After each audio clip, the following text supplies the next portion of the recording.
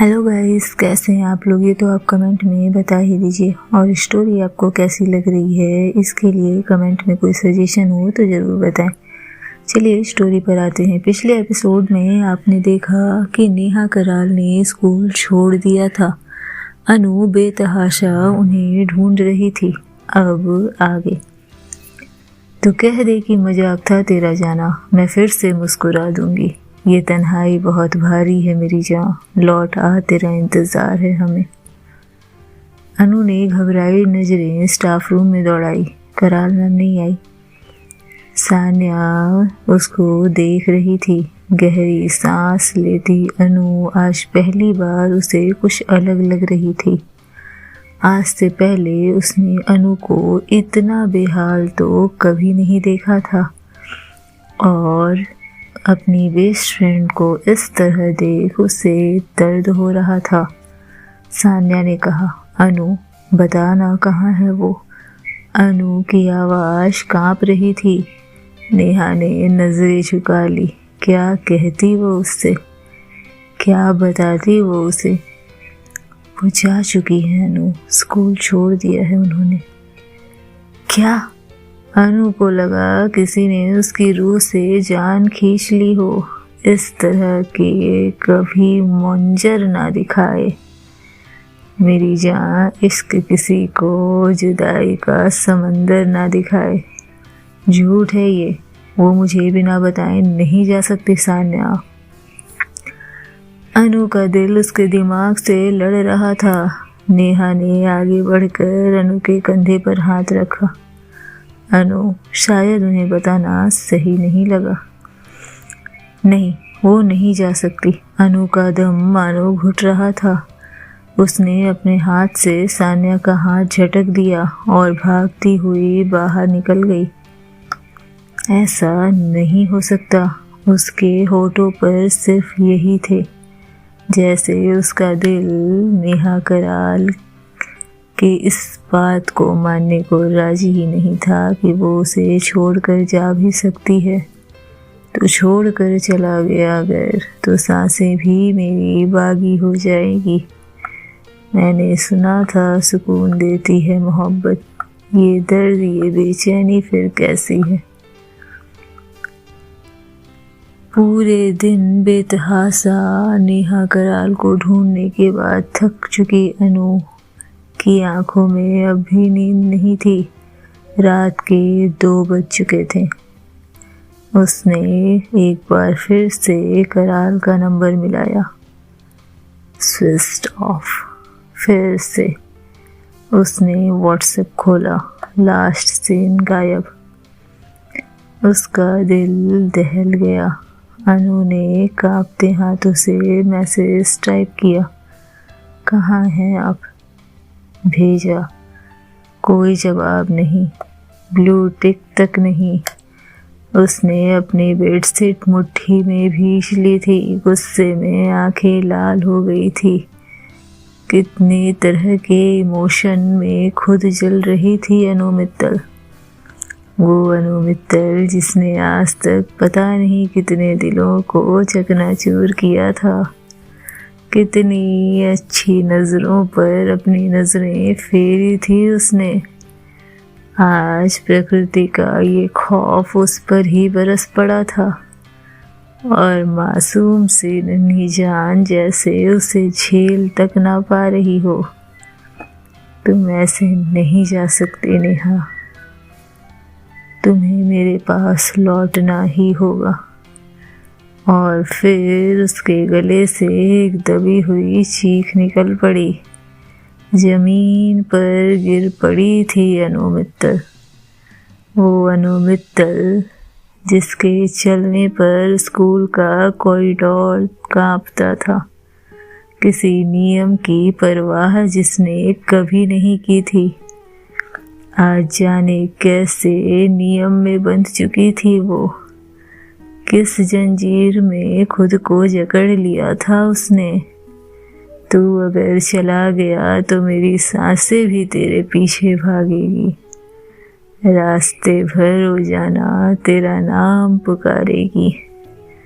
हर शक्ल में तू नजर आएगा मुझे, मेरी आँखों को वो मंजर बार बार दिखेगी। इश्क की सजा मौत नहीं होती, कभी कभी जीने की सजा भी मिलती है इश्क में। अगले दिन स्कूल में अनु पूरी तरह से बदली हुई नजर आ रही थी। चेहरे पर कोई दर्द नहीं, कोई परवाह नहीं, लापरवाह, बेपरवाह, बेफिक्र अनु मित्तल का जलवा फिर से दिख रहा था। आदित्य उसे देखकर आश्चर्य था। पूछा, आर यू ओके अनु? अनु ने मुस्कुराते हुए जवाब दिया, बिल्कुल, मुझे क्या होना है। लंच टाइम में आदित्य ने उसे फिर चिढ़ाया, आज तुम बहुत अलग लग रही हो। अनु की फिर से वही नकली हंसी। जिंदगी बदल रही है आदित्य। आदित्य हर चीज जानता था, अनु के हर इमोशन से वाकिफ था वो। अनु ने सच बताकर ही तो उसे अपने प्लान में शामिल किया था। हल्के से उसका हाथ पकड़ते हुए आदित्य ने सिर्फ यही कहा, चलो आज मूवी देखने चलते हैं फिर। कुछ पल सोचने के बाद अनु ने कहा, हाँ जरूर, शायद यही सही है। नेहा कराल की कमी पूरी करने का एक ही तरीका है, किसी और के करीब जाना।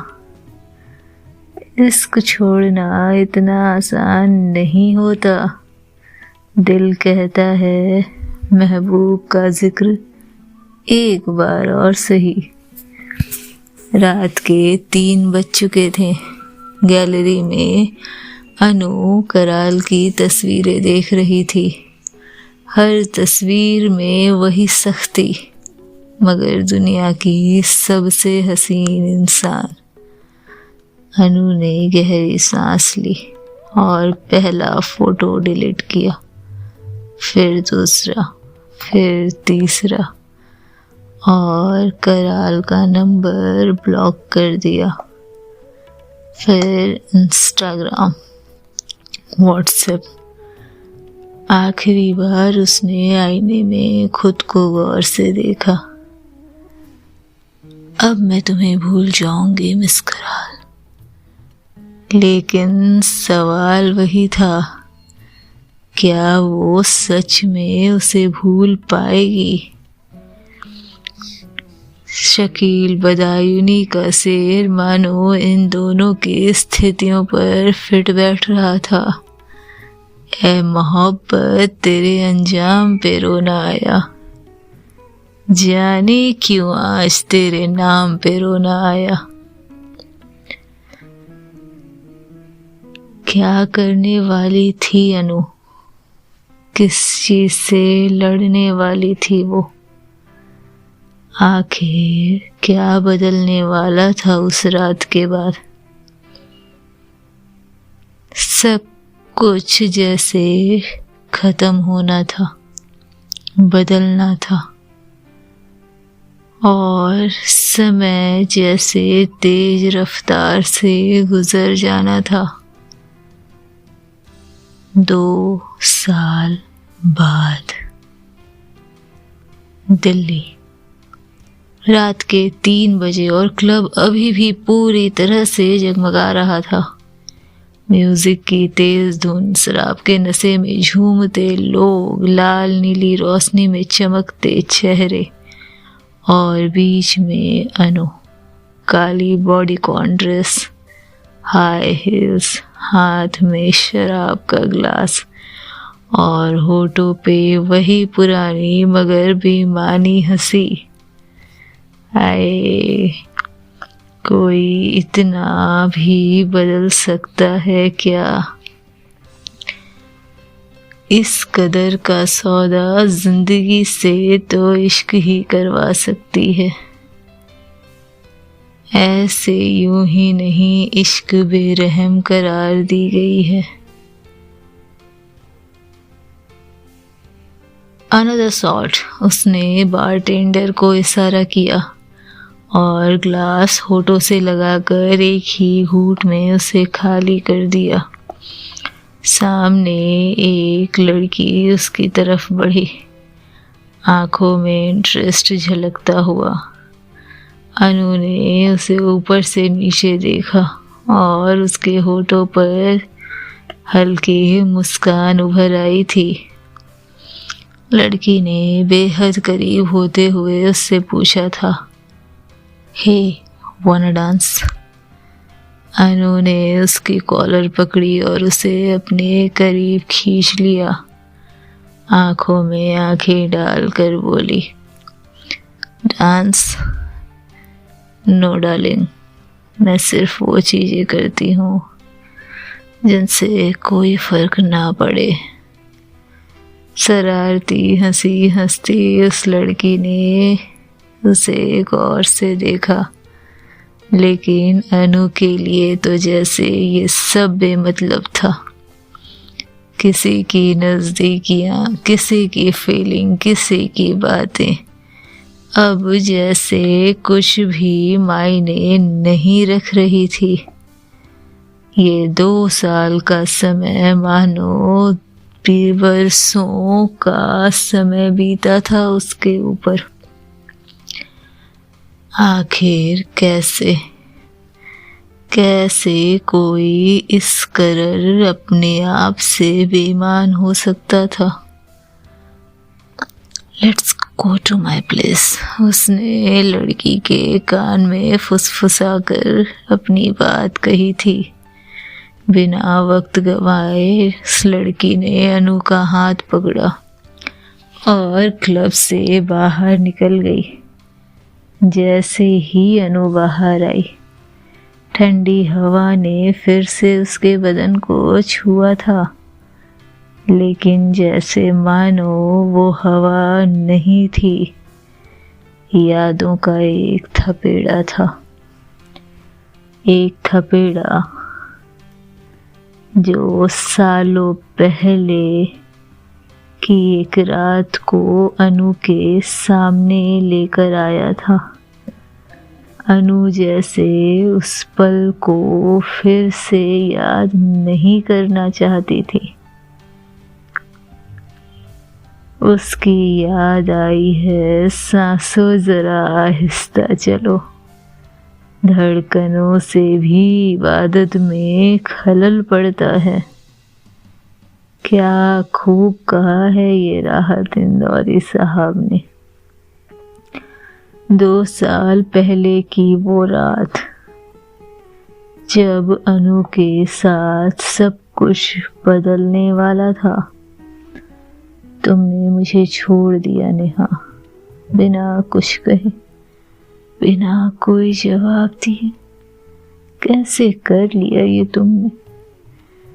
खुद को शीशे में देख फफक रही अनु इतनी बेबस कभी नहीं थी।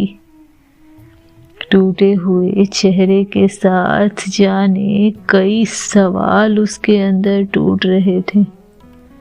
उस रात के बाद अनु ने मान लिया था कि अब कोई भी उसे छोड़ने लायक नहीं रहेगा, क्योंकि अब वो किसी के करीब आएगी ही नहीं। अनु का अपार्टमेंट, दरवाजा खुला और दोनों लड़की अंदर दाखिल हुई। अनु ने अपनी जैकेट उतारी, हैंडबैग टेबल पर पटका और बालों की एक झटके में उसे आजाद कर दिया।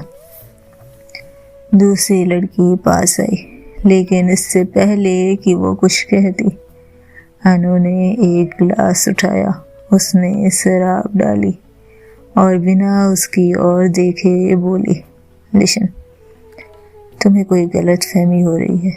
मैं तुम्हारे साथ सिर्फ एक रात गुजारना चाहती हूँ, इसके बाद कोई इमोशनल ड्रामा नहीं। अगर कल सुबह मेरे घर में दिखी तो मुझसे बुरा कोई नहीं होगा। Am I clear? उस लड़की ने फिर से उसे घूरा, लेकिन हंसकर बोली, Damn, you are कोल्ड। अच्छा लगा सुनकर। अनु की कड़वी मुस्कान वापस आई थी। रात जैसे गुजर रही थी, अनु की जिंदगी के बाकी दिनों की तरह ही थी, बिना किसी एहसास, बिना किसी मायने के।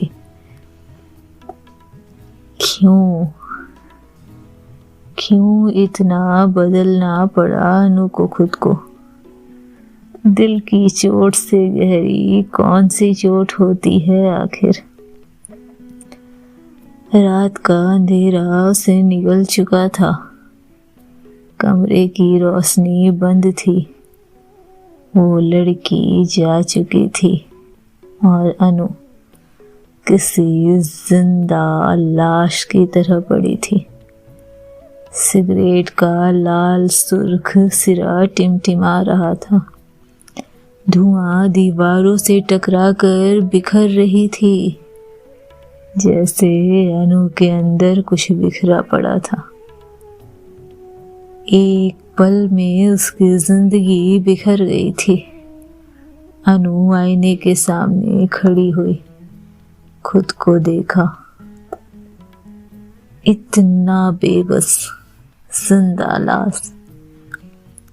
कुछ भी नहीं था जो पहले के 2 साल तक उसके साथ रहा था।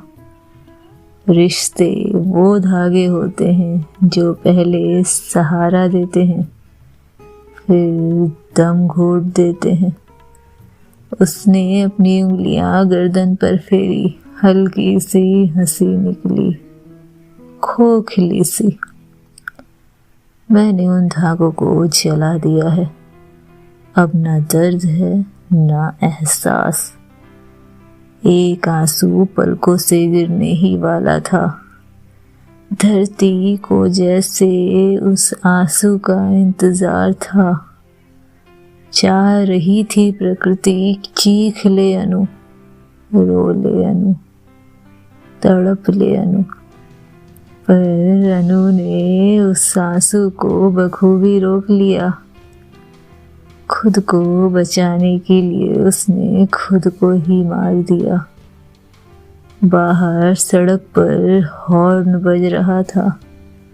शहर जिंदा था, लेकिन अनु तो कब की मर चुकी थी, दफन हो चुकी थी।